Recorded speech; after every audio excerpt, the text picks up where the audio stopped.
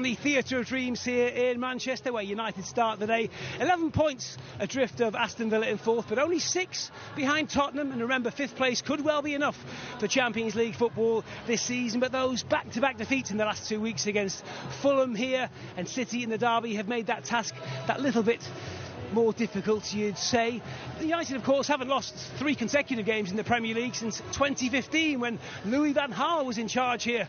Well, his fellow Dutchman, Erik ten Hag, has been very defensive of his players ahead of this game. You may have noticed his predecessor, Ole Gunnar Solskjaer, was talking in a podcast this week about how he found it difficult to manage what he called a Generation Z dressing room here at Old Trafford. Well, ten Hag said from his point of view, it's all about finding different ways to motivate players, though I did concede that perhaps there is a little bit less of a team ethic nowadays than when Solskjaer played, because all of the individual players have their own teams, companies, businesses around them.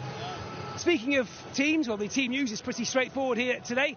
Both sides unchanged from respective 3-1 defeats last weekend, and for all Manchester United's struggles, if that is the right word, well, Everton might just be the ideal opponents for them today. They come into this game without a win in 10, and they've won 1 in their last 30 games here at Old Trafford. So often, Everton very much the get-right opponents for United here at Old Trafford. And speaking of the Theatre of Dreams, a lot of conversation about the future of the stadium in recent times. Sir Jim Ratcliffe has said this week that he's looking to set up a task force to discuss the regeneration or rebuilding of Old Trafford, led by Lord Coe. And if you're not a follower of politics here in the UK, you may well know of Sebastian Coe, the Olympic athlete. He will lead that task force. One thing he might find, just speaking to fans here today ahead of the game, it does appear that there is a huge amount of sentimentality among fans about this stadium itself, about playing in the same venue where Sir Alex Ferguson created that great team, where the Busby Babes kicked off in that very centre circle. So he may well find,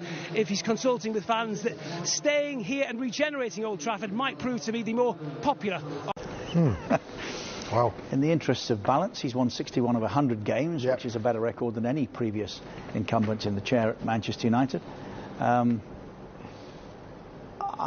think he's deluded.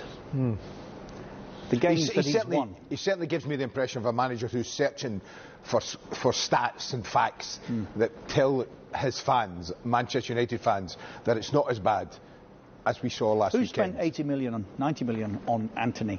Could have used that money to buy perhaps a support striker for Højlund, as Manchester City had. Alvarez got a mention. Who spent 45 million on a keeper he didn't need? 50 million, I think. Well, a left back in Malakia, did he need him? A centre back, Martinez, 50 million. Martinez brought Casemiro in, didn't he? Did he bring Casemiro? Was in before? Yeah, I think the Casemiro may have happened just before him, but he's spent an awful lot of money. Mason Mount, 60 million on Mason Mount. Since the Carabao Cup final win.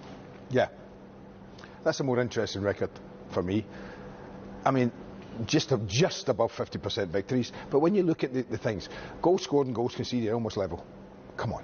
You're Manchester United, that should not be a start. 14 goals, you've scored 3, but 13 they've conceded 3 and plus. That shouldn't be mad. Those are stats that just are damning these, Richard. You just can't be anything else. And let's not forget when he talks about injuries, right? At the beginning of the season, when they were presented with arguably the easiest Champions League group Manchester United have had in recent